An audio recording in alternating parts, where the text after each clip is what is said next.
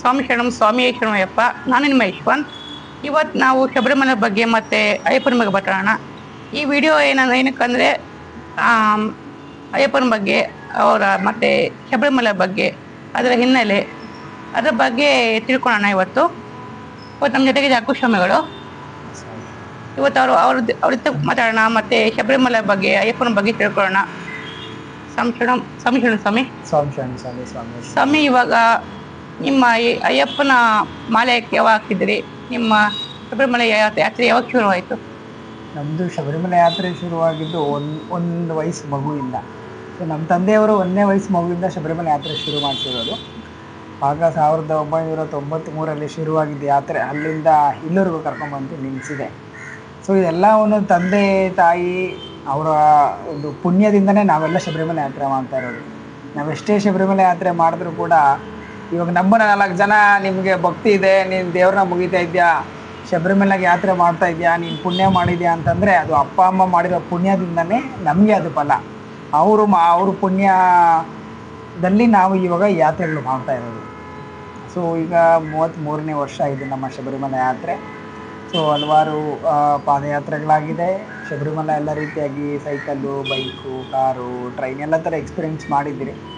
ಏನಂದರೆ ಅದೊಂಥರ ಇವಾಗ ನಿಮ್ಮನ್ನೇ ಎಕ್ಸಾಂಪಲ್ ತೊಗೊಬೋದು. ನಾನು ಹುಚ್ಚ ಅಯ್ಯಪ್ಪ ಸ್ವಾಮಿ ಅಂದರೆ ಹುಚ್ಚರಲ್ಲರನ್ನ. ಅಯ್ಯಪ್ಪ ಸ್ವಾಮಿ ಅಂದರೆ ಅವರು ಪ್ರೀತಿಯ ಭಕ್ತಿನೇ ವಿಭಿನ್ನ. ಒಬ್ಬರು ಎಷ್ಟೋ ತುಪ್ಪದ ಕಾಯಿ ಸೇವೆ ಮಾಡ್ತಾರೆ, ಒಬ್ಬರು ಅಭಿಷೇಕ ಮಾಡಿಸ್ತಾ ಇರ್ತಾರೆ, ಒಬ್ಬರು ಬರೀ ಅನುದಾನ ಮಾಡ್ತಾ ಇರ್ತಾರೆ, ಒಬ್ಬರು ಬರೀ ಪಾದಯಾತ್ರೆ ಮಾಡ್ತಾ ಇರ್ತಾರೆ, ಒಬ್ಬರು ಬರೀ ಹಾಡಾಡೋದು, ಒಬ್ಬರು ಬರೀ ಸೇವೆ ಮಾಡೋದು. ಈ ರೀತಿಯಾಗಿ ಅಯ್ಯಪ್ಪ ಸ್ವಾಮಿಯ ಭಕ್ತರೇ ಒಂಥರ ಹುಚ್ಚರು. ಆ ಪ್ರೀತಿ, ಅಯ್ಯಪ್ಪನ ಪ್ರೀತಿಯಲ್ಲಿ ಒಂದು ಹುಚ್ಚು. ಮಾಡಬೇಕು, ನಿನಗೆ ನಾನು ಸೇವೆ ಮಾಡಬೇಕು ಅನ್ನೋ ಜನಗಳೇ ಅಯ್ಯಪ್ಪ ಸ್ವಾಮಿ ಭಕ್ತರು. ಸೊ ನಮ್ಮದು ಆಗ ತಂದೆಯವರಿದ್ದಾಗಿಂದ ಶುರುವಾಗಿದ್ದು. ಆಗ ಶುರುವಾಗಿ ಒಂದೊಂದೇ ಸ್ವಾಮಿಗಳನ್ನೆಲ್ಲ ಭೇಟಿ ಮಾಡಿ ಹಲವಾರು ಕಡೆ ಓಡಾಡಿ ಅಲ್ಲಿರುವ ಒಂದು ಸಂಪ್ರದಾಯಗಳು, ರೀತಿ ನೀತಿಗಳು, ವಿಭಿನ್ನಗಳು, ಪೂಜಾ ಕ್ರಿಯೆಗಳು ಇವೆಲ್ಲ ನೋಡಿ ಸ್ವಲ್ಪ ನಾವು ಬದಲಾವಣೆ ಮಾಡ್ಕೊಂತ ನಾವು ಸ್ವಲ್ಪ ಅಂದ್ರೆ ನಿಮ್ಗೆ ಬರ್ತಾ ಇದ್ದೀವಿ. ಅಯ್ಯಪ್ಪ ಸ್ವಾಮಿಗೆ ಹತ್ರವಾದಂತ ಹೇಗೆ ಹತ್ರವಾದ್ರಿ? ಅಂದ್ರೆ ಭಕ್ತಿ ಹೇಗೆ ಬಂತು? ಈ ಥರ ಮಾಡಬೇಕು, ಪಾದಯಾತ್ರೆ ಮಾಡಬೇಕು ಮತ್ತೆ ಸೈಕ್ಲಿಂಗ್ ಮಾಡಬೇಕು ಅಂತ ಹೇಗೆ ಯೋಚನೆ ಬಂತು?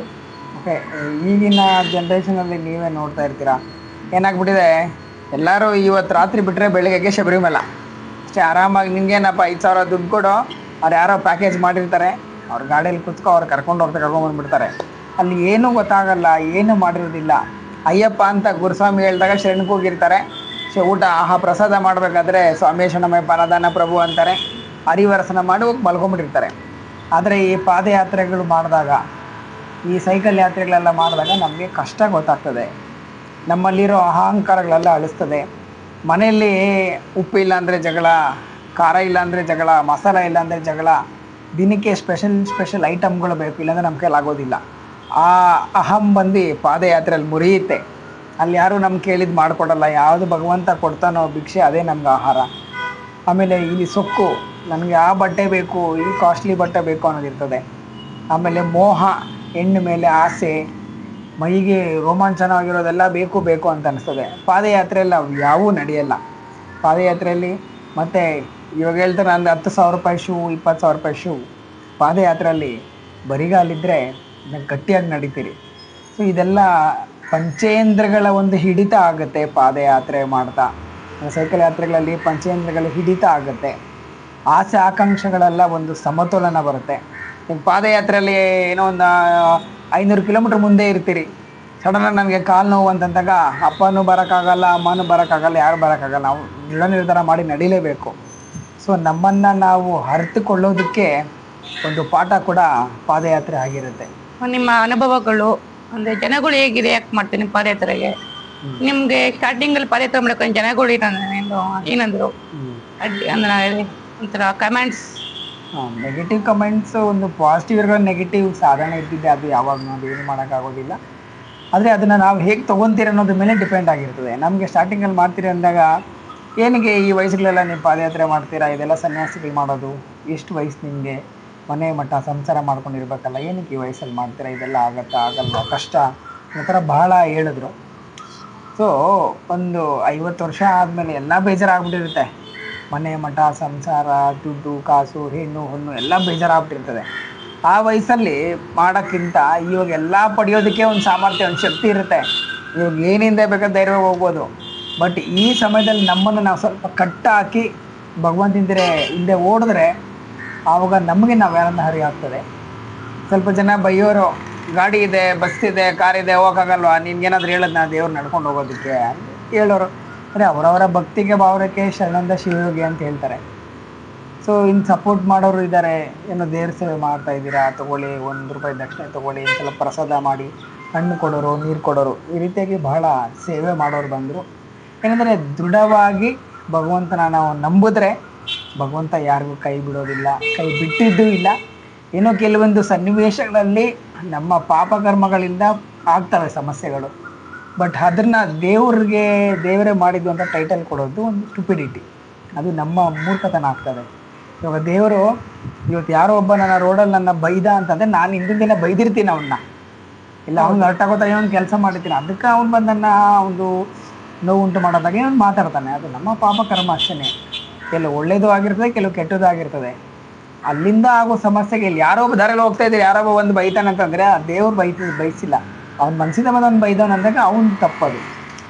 ಸೊ ಈ ವಿಷಯಗಳನ್ನ ಹಂಗೆ ಕೆಲವು ಕಡೆ ಆಗ್ತಾ ಇರ್ತದೆ. ನೆಗೆಟಿವ್ ಅನ್ನೋದು ಇಟ್ಸ್ ಆಲ್ವೇಸ್ ಬಿ ದೇರ್. ಅಂದರೆ ಇವಾಗ ನೋವಿಲ್ಲ ಅಂದರೆ ನಲಿವಿಲ್ಲ, ಸ್ವಲ್ಪ ಹತ್ತನೇ ನಾಲ್ಕು ಕಡೆ ನಗಿಯೋಕ್ಕಾಗೋದು, ಬರೀ ಒಂದೇ ಹೆಜ್ಜೆಯಲ್ಲಿ ಹೋದರೆ ಆಗೋದಿಲ್ಲ ಅನ್ನೋದು. ಯಾವಾಗಲೂ ಬದುಕೆ ಎರಡು ಮುಖ, ಕಷ್ಟನೂ ಇರ್ತದೆ, ಸುಖನೂ ಇರ್ತದೆ, ನೋವು ನಲಿವು ಎಲ್ಲ ಇರ್ತದೆ. ಹಗಲಿರೋ ಕಡೆ ಕತ್ಲೈತೆ ಅಂತಂದಾಗ ಒಳ್ಳೇದಿರೋ ಕಡೆ ಕೆಟ್ಟದ್ದು ಒಂದು ಕಡೆ ಇದ್ದೇ ಇರ್ತದೆ. ಸೊ ಅದನ್ನು ನಿಭಾಯಿಸ್ಕೊಂಡು ಹೋಗ್ಬಿಡ್ಬೇಕು. ಬಟ್ ಏನಂದರೆ ಅಯ್ಯಪ್ಪನಿಗೆ ಶರಣ ಆಗಬೇಕಷ್ಟೆ. ಸೊ ಏನೋ ತಂದೆ, ನಾವು ಯಾವುದೋ ಪಾಪಕರ್ಮಗಳು ಮಾಡಿ ಬದುಕ್ತಾ ಇರೋ ಜೀವಗಳು ಏನೋ ಒಂದು ಅಷ್ಟೊಂದು ತಪ್ಪುಗಳಾಗಿರ್ತವೆ. ನೀನು ನಂಬ್ಕೊಂಡಿದ್ದೀರಿ, ನಡೀತಾ ಇದ್ದೀರಿ, ಸಾಕ್ಸ್ಬಿಡಪ್ಪ, ಸಾಕು, ನಮ್ಮ ದಾರಿ ತೋರಿಸ್ಕೊಂಡು ಕರ್ಕೊಂಡು ಹೋಗ್ಬಿಡ್ತಾನೆ ಅಯ್ಯಪ್ಪ ಸರ್. ಭಾಳ ಸಪೋರ್ಟ್ ಮಾಡಿದ್ರು. ಕೇದಾರ್ನಾಥಿಂದ ಮಾಡಬೇಕಾದ್ರೆ ನಾರ್ತ್ ಇಂಡಿಯಾ ಭಾಳ ಸಪೋರ್ಟ್ ಮಾಡಿದ್ರು. ಹೋದ ವರ್ಷ ನಾವು ಕರ್ನಾಟಕ ಯಾತ್ರೆ ಮಾಡಿದಾಗ ನಾವು ಭಿಕ್ಷೆ ಯಾತ್ರೆ ಮಾಡಿದ್ದು. ನಮಗೆ ಸ್ಟಾರ್ಟಿಂಗಲ್ಲಿ ಭಯ ಇತ್ತು, ಹೆಂಗೆ ಊಟಕ್ಕೆಲ್ಲ ಏನು ಮಾಡ್ತೀರಿ, ಪ್ರತಿನಿತ್ಯ ಭಿಕ್ಷೆ ಬೇಡಬೇಕು, ಕೇಳ್ಕೊಂಡು ಹೋಗ್ಬೇಕು, ಊಟಕ್ಕೆ ಎಲ್ಲಿ ಊಟ ಸಿಕ್ಕಿ ಅಂತ ಕೇಳಬೇಕು ಅನ್ನೋ ಥರ ಒಂದು ಭಯ ಇತ್ತು. ಆದರೆ ಅದು ಯಾವುದು ಭಯ ಪಡೋದು ಬೇಡ ಅಂತ ಅಯ್ಯಪ್ಪನ ನಂಬಿ ಹೊರಟಿದ್ದಕ್ಕೆ ಅಯ್ಯಪ್ಪ ಎಲ್ಲೂ ನಮಗೆ ಕಷ್ಟ ಕೊಡಲಿಲ್ಲ. ಏನೋ 4 ಕಡೆ ಊಟ ಟೈಮ್ ಆನ್ ಟೈಮ್ ಊಟ ಸಿಗ್ತಾ ಇತ್ತು. ಅಂದ್ರೆ ನಿಮ್ಗೆ ರೆಸ್ಟ್ ಪ್ಲೇಸ್ ಅದೆಲ್ಲ ಅವರೇ ಭಕ್ತರೇ, ಅವ್ರು ಎಲ್ಲಿ ಹೇಳೋರು, ಅವ್ರು ಇಲ್ಲಿ ಜಾಗ ಸಿಕ್ಕೋದು ಏನೋ ಒಂದು ವ್ಯವಸ್ಥೆ ಮಾಡಿಸ್ಕೊಡೋರು. ಇಲ್ಲಾಂದರೆ ಎಲ್ಲೋ ಮರಕ್ಕೆ ಕಡೆ ಇಲ್ಲ ಅಂಗಡಿಗಳ ಮುಂದೆ ಎಲ್ಲೋ ಒಂದು ಕಡೆ ಮಲ್ಕೊಳಕ್ಕೆ ವ್ಯವಸ್ಥೆ ಮಾಡಿಕೊಡ್ತಾಯಿದ್ರು. ಏನಂದರೆ ಇಷ್ಟಪಟ್ಟು ಹೆಜ್ಜೆ ಇಟ್ಟ ಬೆಲೆ ಕಷ್ಟಪಟ್ಟು ನಿಭಾಯಿಸಲೇಬೇಕು. ಇವಾಗ ಪಾದಯಾತ್ರೆ ಮಾಡ್ತೀರಿ ಅಂದವ್ರು ನಾವು, ಸಂಕಲ್ಪ ಮಾಡಿ ಭಿಕ್ಷೆ ಬೇಡ್ತೀರಿ ಅಂದವ್ರು ನಾವು, ಯಾವುದೋ ಯಾರು ಕೊಡ್ತಾರೋ ಪ್ರಸಾದ ಕೊಟ್ಟರೆ ಸ್ವೀಕಾರ ಮಾಡ್ತೀರಿ ಅಂದವ್ರು ನಾವು ಅಂದಾಗ ನಿಭಾಯಿಸಲೇಬೇಕು. ನಾನು ಪಾದಯಾತ್ರೆ ಮಾಡ್ತಾಯಿದ್ದೀನಿ, ದೇವರು ನನಗೆ 2 ಊಟ ಸಿಕ್ಕಿಲ್ಲ ಅಂತಂದರೆ ದೇವ್ರು ಹೇಳಿಲ್ಲ ನನಗೆ ನಡಿ ಅಂತ. ಸೊ ನಾವು ನಿರ್ಧಾರ ಮಾಡಿದ್ದೀರಿ, ಈ ನಿರ್ಧಾರದಲ್ಲಿ ನಿನ್ನ ಮುಗಿತಾ ಇದ್ದೀರಿ, ಈ ನಿರ್ಧಾರದಲ್ಲಿ 4 ಸೇವೆ ಮಾಡಿಸ್ಕೊತಾ ಇದ್ದೀರಿ. ಈಗ ಯಾರ್ದೋ ಒಂದು ಪಾಪಕರ್ಮಗಳಿರ್ತವೆ, ಅವ್ರ ಕಷ್ಟಕ್ಕೆ ನನ್ನ ಹೊಟ್ಟೆಗೆ ಹಾಕ್ಕೊತಾ ಇದ್ದೀನಿ. ಏನೋ ಅವ್ರಿಗೆ ನನಗೊಂದು ದಿವಸ ನಮಗೆ ನಾವು ಒಂದು 10 ಜನ ಇದ್ದೀವಿ, 10 ಊಟ ಕೊಟ್ಟರೆ ಅವ್ನ ಕರ್ಮ ಕಳಿಬೋದೇನೋ. ಸೊ ಆ ರೀತಿಯಾಗಿ ಹೊಟ್ಟೆಗೆ ಹಾಕ್ಕೊಂಡು ನೋವು ನಲಿವಲ್ಲಿ ಯಾತ್ರೆ ಸಾಗೋದ್ರಿ. ಕರ್ನಾಟಕ ಜನತೆಗಂತೂ ಎಷ್ಟು ಋಣ ಹೇಳಿದ್ರು ಸಾಲದು, ಎಷ್ಟು ಅವ್ರಿಗೆ ಪ್ರೀತಿ ಪ್ರೇರಣೆ ಹೇಳಿದ್ರು ಸಾಲದು. ಅಷ್ಟು ದಿವಸ ಬೀದರಿಂದ ಹಿಡಿದು ನಮ್ಮ ಬೆಂಗಳೂರವರೆಗೂ ಈ 31 ಜಿಲ್ಲೆಗಳು ದಾಟಿ ಬರಬೇಕಾದ್ರೆ ಭಾಳ ಒಂದು ಖುಷಿ ಆಯಿತು. ಎಲ್ಲರೂ ಒಂದು ಸ್ವಂತ ಮಕ್ಕಳ ಥರನೇ ನಮಗೆ ತೋರಿಸ್ಕೊಂಡು ಅಣ್ಣ ತಮ್ಮದ ಥರ ನೋಡಿ ವ್ಯವಸ್ಥೆಗಳು ಮಾಡಿಕೊಟ್ಟು ಪ್ರೀತಿಯಿಂದ ನಮ್ಮದೇನು ಧರ್ಮ ಪ್ರಚಾರ ಇತ್ತು, ಅಯ್ಯಪ್ಪನ ಬಗ್ಗೆ ವಿಷಯಗಳು ತಿಳಿಸ್ಬೇಕಾಗಿತ್ತು, ಎಷ್ಟೋ ವಿಷಯಗಳನ್ನ ಕೊಡಬೇಕಾಗಿತ್ತು, ಅದನ್ನು ಕೇಳಿಸ್ಕೊತಾ ಇದ್ದರು. ಕೆಲವು ಕಡೆ ಕಮ್ಮಿ, ಕೆಲವು ಕಡೆ ಜಾಸ್ತಿ. ಬಟ್ ನಮ್ಮ ಸಂಕಲ್ಪ ಏನು, 100 ಜನಕ್ಕೆ ಮುಟ್ಟಿಲ್ಲ ಅಂದರೂ ಒಂದು ದಿನಕ್ಕೆ ಒಬ್ರಿಗೆ ಮುಟ್ಟಿದ್ರು ನಮ್ಗೆ ಅದೇ ತೃಪ್ತಿ, ಸ್ಯಾಟಿಸ್ಫ್ಯಾಕ್ಷನ್. ಸೊ ಆ ಧರ್ಮ ಪ್ರಚಾರ ಚೆನ್ನಾಗೇ ಆಯಿತು ನಮ್ಮ ಕರ್ನಾಟಕದಲ್ಲಿ. ಆದಮೇಲೆ ಒಬ್ಬರು ಒಂದು ಸತಿ ಯಾರೋ ಒಬ್ಬ ಒಂದು ಕಮೆಂಟ್ ಹಾಕಿದ್ದು, ಒಂದು ಸ್ವಾಮಿ ಯಾರೋ ಒಬ್ಬ, ಇಲ್ಲೇನೋ ನೀನು ಮಾಡ್ತಾ ಇದ್ದ ಕರ್ನಾಟಕದಲ್ಲಿ ನಿನ್ಗೆ ಗೊತ್ತು, ಕರ್ನಾಟಕ ದಾಟು ನಿನಗಿದೆ ಹಬ್ಬ ಅಂತಂದ. ನನ್ನ ಸ್ವಾಮಿ, ನಾನು ಊಟ ನಂಬಿ ಎಲ್ಲ ಮಾಡ್ತಾರೆ, ಅಯ್ಯಪ್ಪನ ನಂಬಿ ಮಾಡ್ತಾ ಇರೋದು. ಅಯ್ಯಪ್ಪ ಇದ್ದಾನೆ ಅಂದಾಗ ಅಯ್ಯಪ್ಪನ ಭಕ್ತಿ ಇರ್ತಾ ಇರ್ತಾರೆ, ಬರ್ಬೇಡ ನಡೀರಿ ಅಂತ.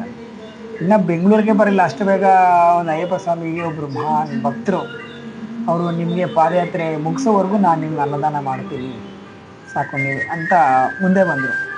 ಸೊ ಅಯ್ಯಪ್ಪನ ನಂಬಿದ ಮೇಲೆ ಏನು ಭಯ ಪಡೋದೇ ಅವಶ್ಯಕತೆ ಇಲ್ಲ. ಅದೊಂದು ಮಾತ್ರ ತಿಳಿಸ್ದ, ಕಷ್ಟದಲ್ಲೂ ಬರ್ತಾನೆ, ಇಷ್ಟದಲ್ಲೂ ಬರ್ತಾನೆ, ನೋವಲ್ಲೂ ಏನೋ ಒಂದು ಬದುಕಲ್ಲಿ. ಅಯ್ಯಪ್ಪನನ್ನು ಬರೀ ಅಕ್ಟೋಬರ್, ನವಂಬರ್, ಡಿಸೆಂಬರ್, ಜನವರಿಗೆ ನೋಡೋ ಬದಲು ಪ್ರತಿನಿತ್ಯ ನೋಡೋದು ಭಾಳ ಒಳ್ಳೆಯದು. ಪ್ರತಿ ತಿಂಗಳು ಶಬರಿಮಲೆಗೆ ಹೋಗ್ಲೇಬೇಕಂತೇನೂ ಇಲ್ಲ. ಆಯ್ತು ಹೋಗೋಕ್ಕಾಗಲಿಲ್ಲ, ಮನೇಲಿ ಮುಗಿಬೋದು, ಇಲ್ಲ ಮನಸ್ಸಲ್ಲೇ ಮುಗಿಬೋದು, ಇಲ್ಲ ಮೊಬೈಲಲ್ಲಿ ಒಂದು ಫೋಟೋ ನೋಡಿ ಅಯ್ಯಪ್ಪ ಒಂದು ಮಾತು ಸ್ವಾಮಿ ನಮ್ಮಯ್ಯಪ್ಪ ಅಂತ ಹೇಳ್ಕೊಂಡ್ರು ಸಾಕು. ಅದೇ ಒಂದು ಅಯ್ಯಪ್ಪನಲ್ಲಿಯೇ ಕನ್ವರ್ಷನ್ ಆಗ್ಬಿಡುತ್ತೆ. ಇವಾಗ ಅಯ್ಯಪ್ಪ ಅಂದರೆ ಯಾರು ಮೀನ್ಸ್ ಅರಂಗವು ಮತ್ತೆ ಅಂತಾರಲ್ಲ ಜೀವ ಸಮಾಧಿ, ಅದರ ಹಿನ್ನೆಲೆ ಏನು? ಹಿನ್ನೆಲೆ ಅಂತ ಬಂದಾಗ ಮೊದಲು ಶಬರಿಮಲೆ ಇತ್ತ. ಇದು ಕೆಲವು ಕಡೆ ಕೆಲವೊಂದು ಸ್ಟೋರಿಗಳು ಮನಿಪುಲೇಟ್ ಆಗಿದೆ, ಕೆಲವನ್ನ ಮಾತಾಡೋಕ್ಕಾಗದೆ, ಕೆಲವನ್ನ ಬಿಡದೆ ಆತ ಸಮಸ್ಯೆಗಳಾಗ್ಬಿಟ್ಟಿದೆ. ಇಲ್ಲಿ ಆರ್ಯ ಕೇರಳನ್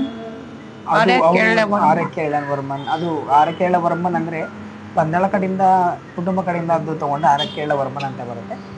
ಅಯ್ಯಪ್ಪನನ್ನ ಕುಟುಂಬ ಕಡೆಯಿಂದ ಬಂದರೆ ಅವರ ತಲೆಮಾರು ಕಡೆಯಿಂದ ಬಂದರೆ ಆರ್ಯ ಕೇರಳನ್ ಅಂತ ಬರುತ್ತೆ. ನಾವು ಆರ್ಯ ಕೇರಳನ್ ಅಂತ ಕನ್ಸಿಡರ್ ಮಾಡೋಣ. ಮತ್ತೊಂದು ವಿಷಯ ಏನಂದರೆ ಶಾಸ್ತಾವತಾರ, ಧರ್ಮಶಾಸ್ತ್ರನ ಆಶೀರ್ವಾದದಲ್ಲಿ ಜನಿಸೋದು ಹುಟ್ಟೋದು ಅವರು ಆರ್ಯ ಕೇರಳನ್. ನಮ್ಗೇನಾಗ್ಬಿಟ್ಟಿದೆ, ಈ ಪಿಕ್ಚರ್ಗಳಲ್ಲಿ ಎಲ್ಲ ಸ್ಟೋರಿ ಕ್ಲಮ್ಸಿ ಮಾಡಕ್ಬಿಟ್ಟಿದ್ದಾರೆ. ಸೊ ಮಹಿಷಿ ಮರ್ದನ ಸತ್ಯ, ಆದರೆ ಮಹಿಷಿ ಮರ್ದನ ಅಂತಂದರೆ ಪಿಕ್ಚರ್ಲಿರೋ ಥರ ದೇಹ ಇರುತ್ತೆ, ಕೈ ಕಾಲಿರುತ್ತೆ, ತಲೆ ಇಲ್ಲ. ಆರ್ಯ ಕೇರಳನ್ ಅಂದರೆ ಅಯ್ಯಪ್ಪನ್, ಅವರು ಸಂಹಾರ ಮಾಡೋದು ಮಹಿಷಿ ಅಂದರೆ ಎಮ್ಮೆನ ಸಂಹಾರ ಮಾಡ್ತಾರೆ. ಮಹಿಷಿನ ಸಂಹಾರ ಮಾಡ ಆ ಎಮ್ಮೆ ಬಂದು ಏನು ಮಾಡ್ತಿರುತ್ತೆ, ಕಾಲ್ಪನಿಕ ಕಥೆಗಳು. ಅದು ಎಷ್ಟೊಂದು ಸ್ಕ್ರಿಪ್ಟೆಡ್ ಸ್ಟೋರಿಗಳು.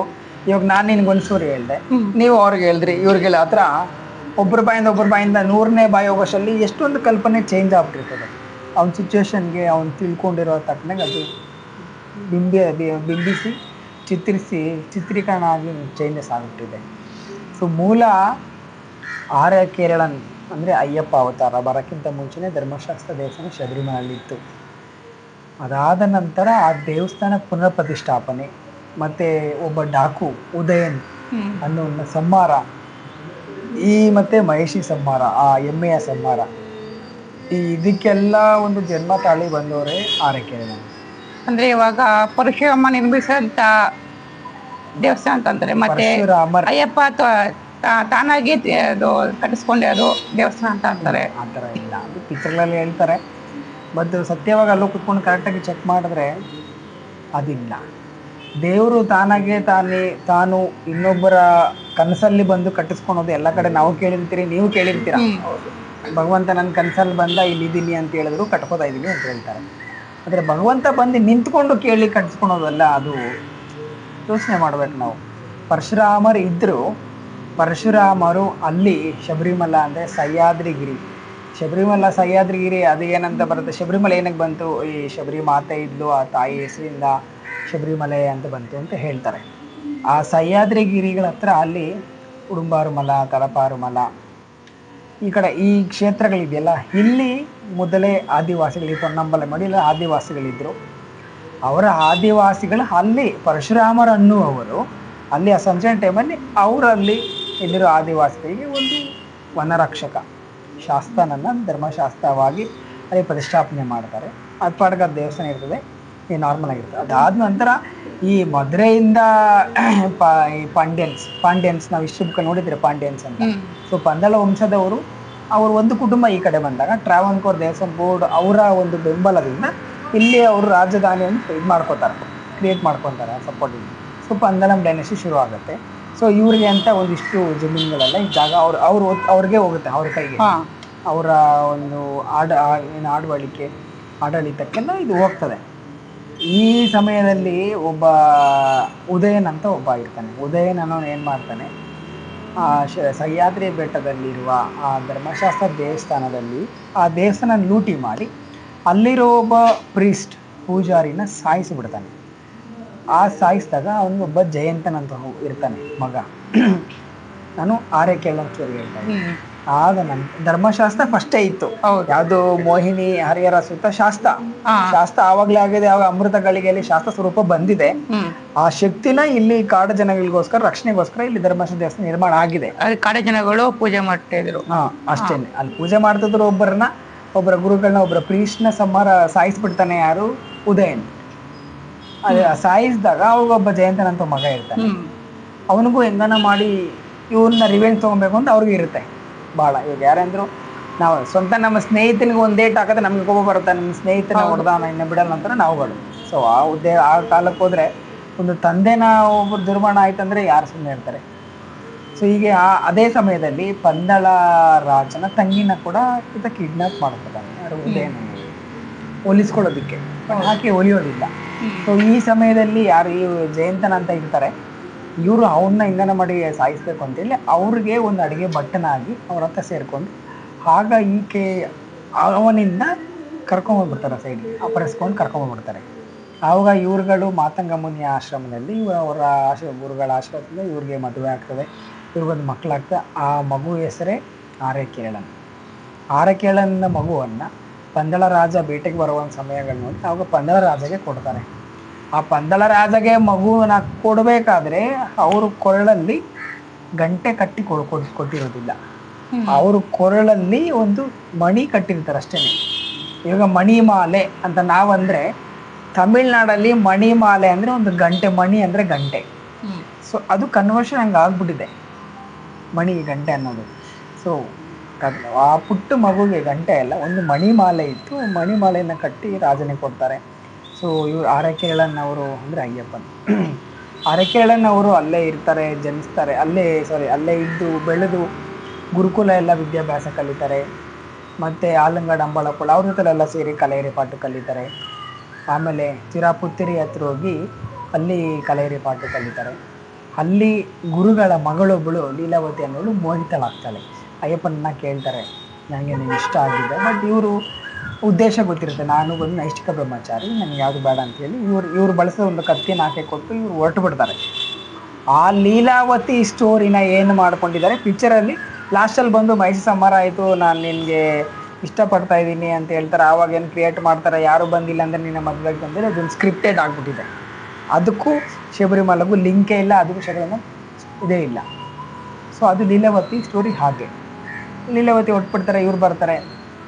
ಇವ್ರು ಬಂದಾಗ ನಂತರ ಇವರು ವೈರಾಗ್ಯ ಇರ್ತದೆ. ಒಂದು ಅವ್ರ ತಂದೆನ ಒಬ್ಬರು ಸಾಯಿಸಿರ್ತಾರೆ, ಅದು ವೆಂಜೆನ್ಸ್ ಅಂದಿರ್ತದೆ.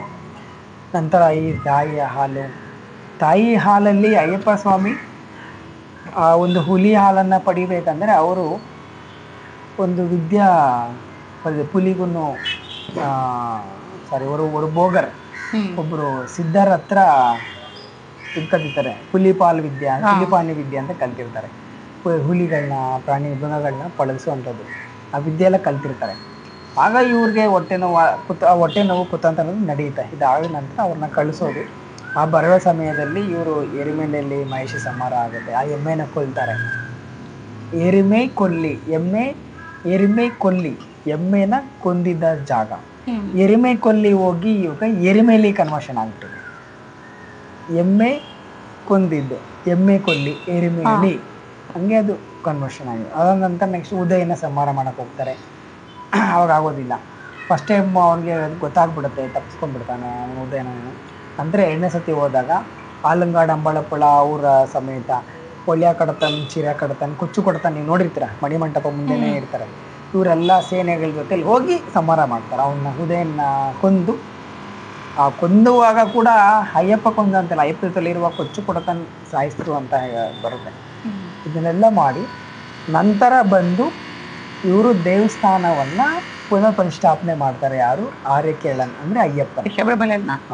ಇನಿಷಿಯಲಿ ಅವರು ಬೆಳೀತಾ ರಾಜಧಾನಿ 4 ಜನಗೆಲ್ಲ ಒಳ್ಳೇದು ಮಾಡ್ತಾ, ಸಹಾಯ ಮಾಡ್ತಾ, ಯುದ್ಧಗಳೆಲ್ಲ ಗೆಲ್ತಾ ಬಂದಾಗ ಅಯ್ಯಪ್ಪನ್ ಅಂತ ಬಂದಿದ್ದು. ಸೊ ಅಯ್ಯಪ್ಪನ್ ಆವಾಗ ಇಲ್ಲಿ ಬರ್ತಾರೆ, ದೇವಸ್ಥಾನ ಪುನಃ ಪ್ರತಿಷ್ಠಾಪನೆ ಮಾಡಿಸ್ತಾರೆ, ಉತ್ಸವ ಮಾಡ್ತಾರೆ. ಮಕರ ಬೆಳಕು ಉತ್ಸವ ನಡೀತಾ ಇದ್ದಿನ ಉತ್ಸವ ಮಾಡಿ ಹಲವಾರು ವರ್ಷಗಳ ಕಾಲ ಅಯ್ಯಪ್ಪ ಏನು ಮಣಿಮಂಟಪ ಅಂತ ಇದೆ, ಜೀವ ಸಮಾಧಿಯಾಗಿ ನಾವಲ್ಲೇ ಹೇಳ್ತೀರಿ, ಅಲ್ಲೇ ಅಯ್ಯಪ್ಪ ಒಂದು ಧ್ಯಾನವನ್ನು ಮಾಡಿ ಒಂದು ದೇವಿಗೆ ಒಂದು ಭದ್ರಕಾಳಿಗೆ ಒಂದು ಶ್ರೀಚಕ್ರ ಉಪಾಸನ ಮಾಡಿ ಸಾಧನ ಮಾಡಿ ಎಷ್ಟೋ ವರ್ಷಗಳ ನಂತರ ಅವರು ಮೂಲ ಸ್ಥಳ ಶಬರಿಮಲೆಯ ಮೂಲ ಸ್ಥಳ ಬಂದು ಪೊನ್ನಂಬಲಮೇಡು. ಪೊನ್ನಂಬಲಮೇಡಲ್ಲಿರುವ ಶ್ರೀಧರ್ಮ ಶಾಸ್ತ್ರಿನಿ ಅವ್ರ ಆಯ್ಕೆ ಆದರು ಅಂತ ಇರೋದು ಸಂಕೇತ. ಕೆಲವು ಕಡೆ ಅದು ಸ್ಟೋರಿ ಎಲ್ಲ ಕ್ಲಬ್ಸಿ ಆಗ್ಬಿಟ್ಟಿದೆ. ಅಂದ್ರೆ ಇವಾಗ ವಿಗ್ರಹ ಇದೆಲ್ಲ ಅಯ್ಯಪ್ಪ ವಿಗ್ರಹ ಸೇಮ್ ಅವಾಗ್ಲೂ ಹಂಗೆ ಇತ್ತ?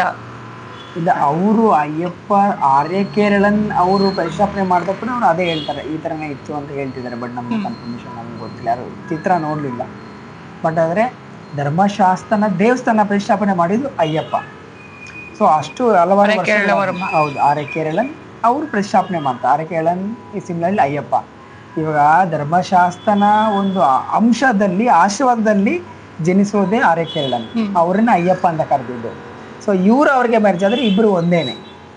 ಸೊ ಅಯ್ಯಪ್ಪ ಈ ಸೇಮ್ ಮತ್ತು ಧರ್ಮಶಾಸ್ತ್ರ ಈ ಸೇಮ್. ಸೊ ಅದು ಎರಡು ಒಂದೇನೆ. ಬಟ್ ಏನು ಇಲ್ಲಿ ಅಂತಂದರೆ ಮೂಲ ಅವರಿಂದ ಬಂದಿದ್ದು ಮಗು, ಹುಟ್ಟಿದ್ದು ಮಗು. ಬಟ್ ಇವರು ಇಲ್ಲಿ ಜೀವ ಸಮಾಧಿ ಆಗ್ತಾರೆ, ಮಣಿಮಂಟಪದಲ್ಲಿ ಜೀವ ಸಮಾಧಿ ಆಗ್ತಾರೆ ಅಯ್ಯಪ್ಪನ.